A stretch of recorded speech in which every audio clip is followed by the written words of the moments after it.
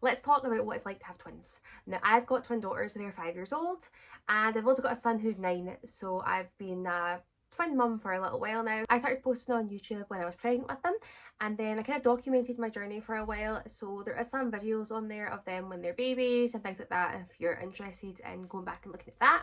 Cover briefly what it's like to have twins from when they're born all the way up until they're 5 and they go to school, and then you finally get your freedom back. Woohoo! So I live 200 miles away from any family members, just me, my husband and my son at the time that were here before the twins were born.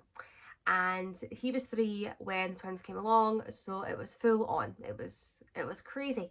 And I do feel like if you had family members who lived closer to you or were willing to come and help you, I feel like that would be an amazing benefit, because there was plenty of days where I was struggling and it would have been good.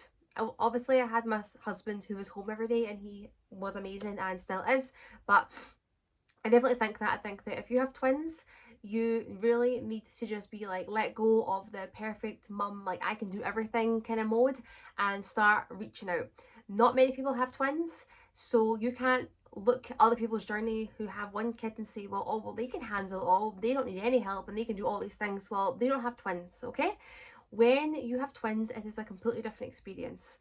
I had my son, and obviously I'd had the 3 years with him. I felt like I was pretty good. I felt like I had everything down. But when the twins came along, it was like all new again. And I still feel like now, I still feel like there's stuff I don't know, because things keep propping up that I would never have thought would have been an issue. But for twins, it's an issue. So when they first come home, definitely have some help about, and just don't worry about your house looking a riot. That was something that I struggled with. Just kind of let go of all that chaos.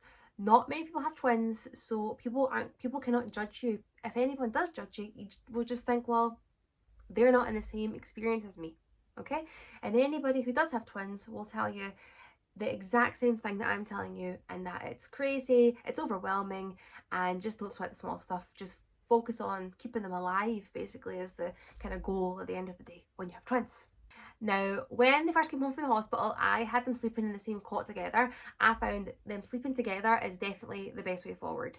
Now, when people tell you, oh, we'll separate them into 2 separate cots, or when they're toddlers, you want to put them into toddler beds, obviously you do you see what works for you. But for me, that just never worked.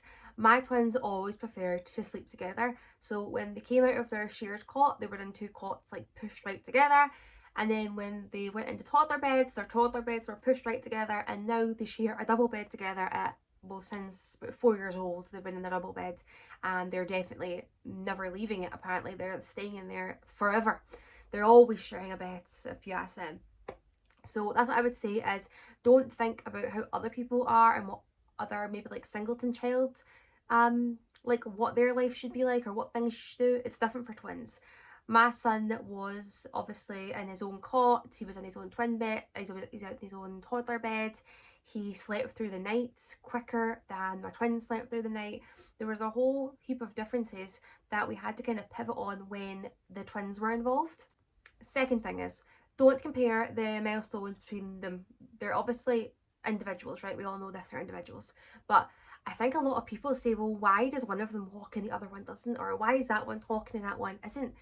Well, you wouldn't have that comparison. See, if they were just on their own, nobody would be asking them, because really, like, unless they're obviously like there's a huge delay in their milestones, then that's a different story. But if like there was only like a month or 2 months in between one walking and the other one walking, that makes no difference. If you took the child from down the road and your singleton child, everybody's going to walk, talk, do everything at all different times. But for some reason, when you have twins, people like to compare them.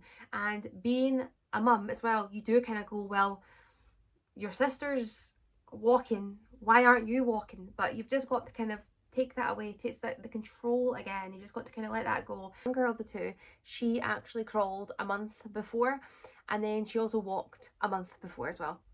So there was always this kind of comparison thing about like, oh, like she can obviously be more advanced, but actually she wasn't, because they both hit their milestones when they were meant to, just obviously within a month's difference. So what would just say to that is, if anybody's going to say anything to you about that, just literally ignore them, because they'll all walk, they'll all talk, they'll all learn how to do it eventually in their own time. And obviously, if you're stressing about it, don't, because it really doesn't make any difference. They're going to do it when they want to do it. Me on to them as individuals. Fraternal twins, so they don't look anything alike, but for some reason people still think that they are like the same person. Like when they started nursery, they would always be referred to as Rose or Ivy, because the kids never knew which one was Rose and which one was Ivy. And even like people will still kind of refer to them as the twins and things like that, and they absolutely adore being twins, lay up to the fact they are twins. And I think they actually wish that they were identical twins, because they always kid on how like they want to like trick people and kid them on like they're each other, and I'm like, that's not gonna work for you. But I've really tried to carve out like individual time with them. So what we'll do is like I'll take one to the shop with me and the other one will stay home, or like we'll go walk the dog, one of them will come with me, the other one won't. Just like wee things like that, because they actually like to be together. You think like your twins might be different, but for me, I thought that they would want to have like days out with their mum and dad themselves. And we've tried that. We've tried to be like, okay, we're gonna like take you out to the park, and we're going to take you out for like lunch and cinema and all this stuff, but they actually don't like to do it alone. They prefer to do it with their twin. Whereas my son, he loves to go out himself. He loves that individual time. We do it with him often because like you say, it's like, imagine if you had like two little gremlins following you around all day, like you would need that alone time. So he definitely loves that and thrives.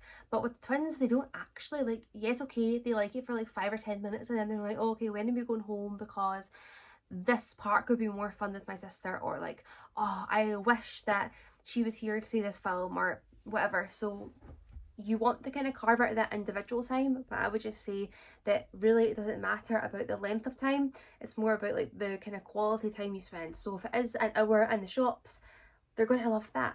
There doesn't need to be something like fancy and extravagant, like a full day planned, to give them that kind of individual time.